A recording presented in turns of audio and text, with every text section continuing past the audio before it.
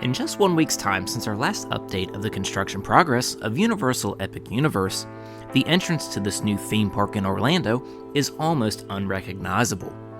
Along with the progress at the front of the park, the colorful star above the waterfalls that feeds the main show fountain is coming to life. The wall that creates the seating area for Spitfire Grill in How to Train Your Dragon Isle of Burk has been themed, and what appears to be a fog effect rolling from one of the buildings inside of the village of Darkmoor. All of this and more in this week's brief flyby update of Universal Epic Universe's construction progress, with our aerial views provided to us by BioReconstruct. Starting this week's update in the guest parking lot of Epic Universe. The lines of the parking lot are being resurfaced to match the typical theme park parking lots found in neighboring Disney World, as well as inside of the parking garages of the northern property of Universal Orlando. We can also see the toll plaza is starting to be erected on the far side of the parking lot opposite to the park. As guests make their way from the parking lot towards the entrance of Epic Universe, they walk through a series of colorful courtyards, which we can see a third circular courtyard has begun to be formed closest to the parking lot. Making our way from the parking lot towards the security plaza, the courtyards get larger and larger as guests make their way into this area. For the guests that still need to purchase tickets, the ticketing area of the entrance has seen additional concrete pathways poured as it makes its way closer to the windows. Underneath the security plaza, the flooring continues to be poured, as well as the colorful courtyard between the security awnings. Branching out from these awnings, the steel beams have begun to be wrapped in their themed coverings. Looking closer at the painting progress of the rock work before the Kronos Tower, we can see what looks like fountain basins inside of both rock formations. Higher up in these rock formations, we can follow what looks like small waterfalls throughout this entire formation. Between the Kronos Tower and the rocks on the left side of the entry portal, we can see themed elements have been installed inside of the concrete arches. These elements match the color and style of the smaller arches on either side of the Kronos Tower.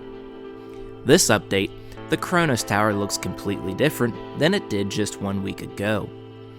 The section that was staged on the ground last week has since been installed high above the entrance and has been accompanied by an American flag signaling the completion of the tallest point in this area.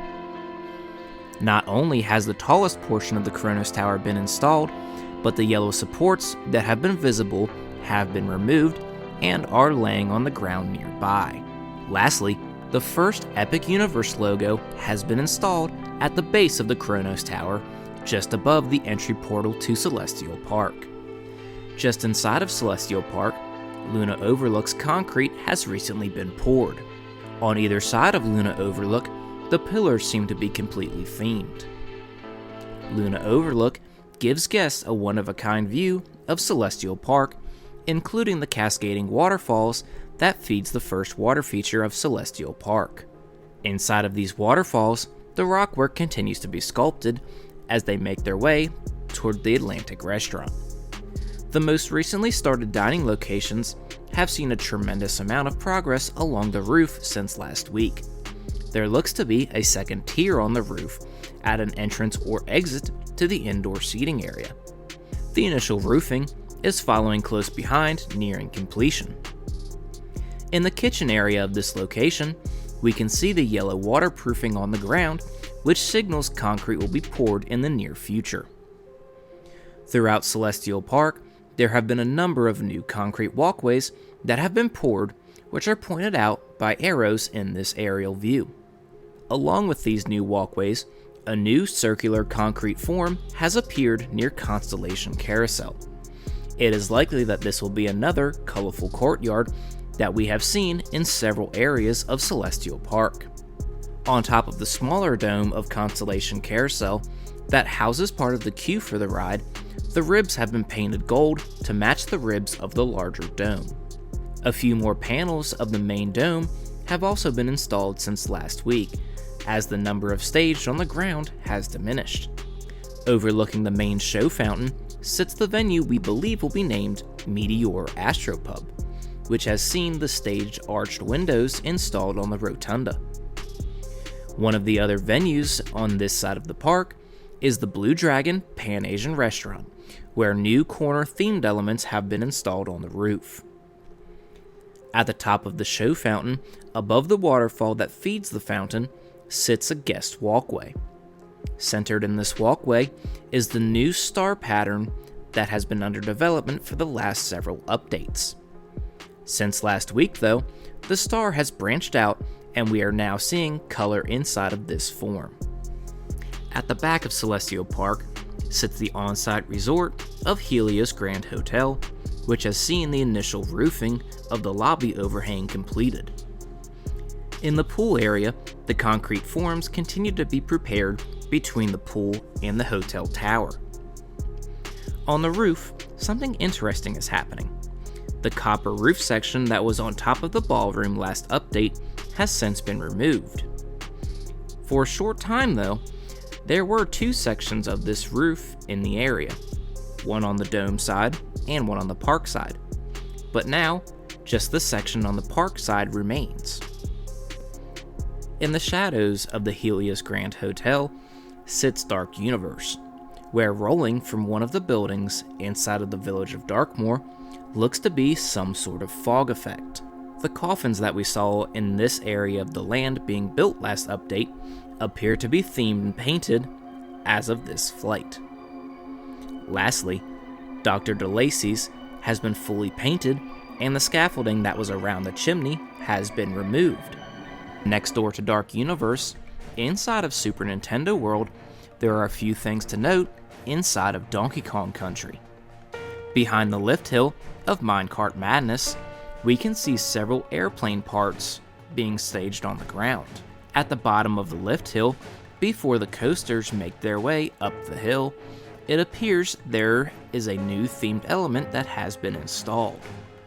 Just before the entrance to the coaster, the Bubbly Barrel snack stand has begun to see some of its roofing be installed.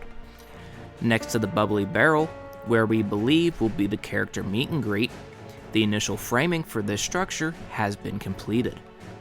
Since there were no aerials specifically around the streets of Paris, we will touch base inside of the neighboring land of How to Train Your Dragon, Isle of Burk. The concrete in front of Spitfire Grill has been poured since last week and branches halfway down the seating area for this dining location. The walls that separate this seating area have been sculpted in the stacked rocks that we saw near the Untrainable Dragon show last week. Inside of the target boat ride of Fire Drill, additional targets are being installed as the full crates we saw last week are now being unpacked. Inside of the queue area for Hiccup's winged gliders, new framing has been installed along the wall that separates the queue from Dragon Racer's rally. Inside of the main lagoon that greets guests as they enter the land, there is new temporary fencing that has been installed along the coaster tracks for safety during ride testing. Just off of the main lagoon, the large retail building that we saw beginning to be painted last week continues to get that mossy green look identical to the look of the mountain found on top of Mead Hall. The buildings inside of the village in front of Mead Hall are beginning to get a more finished, themed roof, framed, and installed. Flying over to Viking Training Camp, additional frames for the playground have been installed. On the ground, near the entrance to this area, there is a very large themed pole stage. This could be the central pole for a new section of playground inside of the area. The exit for the Isle of Burk is now very visible between the entry portal to the land and the new dining locations. Above the exit, we can see themed logs, which is what gave us the indication this exit was nearly completed. As we exit the Isle of Burk, we exit this quick flyby update of the construction progress of Universal Epic Universe. A big thanks to BioReconstruct for the continued coverage of Epic Universe. If you enjoyed this quick update, be sure to leave a like and don't forget to subscribe so you do not miss the next construction progress update of Universal Epic Universe. Until next time, travelers, have a great one.